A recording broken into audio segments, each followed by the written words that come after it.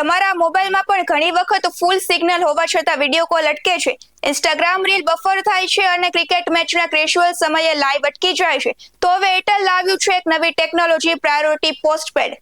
એરટેલે ભારતમાં પહેલીવાર 5G network slicing technology સાથે નવી સેવા શરૂ કરી છે. હવે પ્રશ્ન એ છે કે આ નેટવર્ક સ્લાઇસિંગ આખરે છે શું? સમજો કે એક હાઈવે પર હજારો ગાડીઓ ચાલી રહી છે, ટ્રાફિક વધી જાય છે એટલે બધાની સ્પીડ ઘટે છે. પણ એરટેલ હવે પોતાના પ્રાયોરિટી યુઝર માટે અલગ ફાસ્ટ લેન બનાવશે.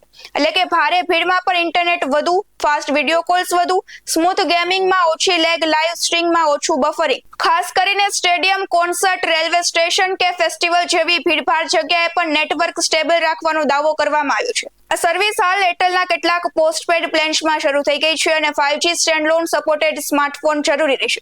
પણ હવે સૌથી મોટો સવાલ શું છે? પોસ્ટપેડ યુઝરને જ VIP ટ્રીટમેન્ટ મળશે અને પ્રીપેડ યુઝરનું નેટવર્ક સ્લો થશે. આ મુદ્દે હવે નેટ ન્યુટ્રલિટી અંગે ચર્ચા શરૂ થઈ ગઈ છે. ઘણા એક્સપર્ટ કહી રહ્યા છે કે જો ભવિષ્યમાં દરેક કંપની પ્રાયોરિટી ઇન્ટરનેટ વેચવા લાગશે તો સામાન્ય યુઝર માટે ઇન્ટરનેટ એક્સપિરિયન્સ પર અસર પડી શકે છે.